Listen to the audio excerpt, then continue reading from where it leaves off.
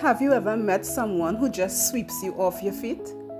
Like from the moment you lock eyes, he's all in, texting you the first thing in the morning, calling you just to say he misses you, making you feel like you are the only woman in the world. Well, that's exactly how it started with Marsha. He was charming, affectionate, and also attentive. She felt seen, special, even chosen. He would say things like, "You're not like the others," and she believed him.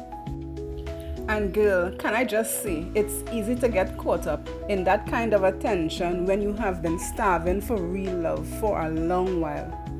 But let me tell you, over time, all that closeness began to feel more like a cage than comfort. Marsha stopped hanging out with her friends. He never said it outright, but he would drop little remarks like, they don't really understand you like I do. And slowly, without even noticing it, she was cutting people off left, right, and center and shrinking her own world down just to please him. That's how these things happen, quietly, slowly, like a slow fade. You don't even realize how isolated you become until one day you look up and feel alone, even though someone is right beside you. And then came the jokes. You know that kind? The ones that feel more like a dig than a laugh. He would say something about her weight or the way she talks, then follow it with, "Relax. I'm just kidding." But it didn't feel like a joke to her at all. It stung. And when she would try to talk about how it made her feel, he'd either go cold for days or flip the script to make her feel like she was being dramatic.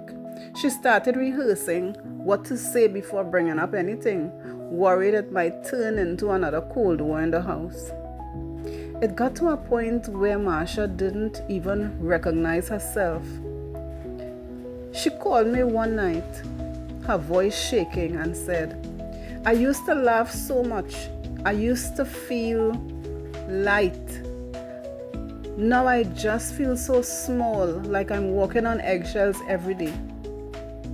And girl, my heart broke for her because I knew that version of her, the real her, was still in there somewhere, just buried under months of second guessing and silent battles.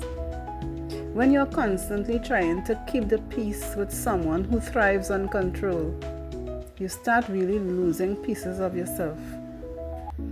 She thought maybe if she just loved him better, if she stayed quiet during the moods, if she was more understanding, things would get better, she thought. But here's the truth. I had to gently tell her, "Marsha, love should never make you feel like you're losing yourself. It should never silence you or twist your insides like anxiety. Real love feels like peace, not confusion. Real love lets you breathe." That conversation was her turning point. I didn't tell her to leave. I couldn't. I didn't pressure her. I just reminded her of who she was before she met him. I told her, "You had joy before him. You had a light. You were whole." And slowly she started to believe it again. She began reading about emotional abuse, talking to a counselor, journaling the things she used to love.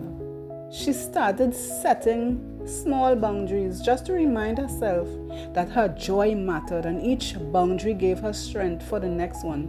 Eventually, she stopped chasing him. After the silent treatments, she stopped laughing at the jokes that hurt. She called things out just as she saw them, and when the disrespect didn't stop, she did. She walked away. And you know what? It wasn't easy. But she told me later, it was the first time in a long time that she felt proud of herself. So friend, if any part of Marsha's story feels a little too familiar, let me tell you, trust your gut. Your intuition isn't lying. Those little things that hurt aren't so little when they keep happening. Jokes shouldn't bruise your heart. Silence shouldn't be a punishment. You deserve a love that feels safe, not confusing. Don't let anyone convince you otherwise. And if you need someone to remind you of your worth while you find your way back to yourself, I'm here. I will be happy to respond. See you in the next one. Bye.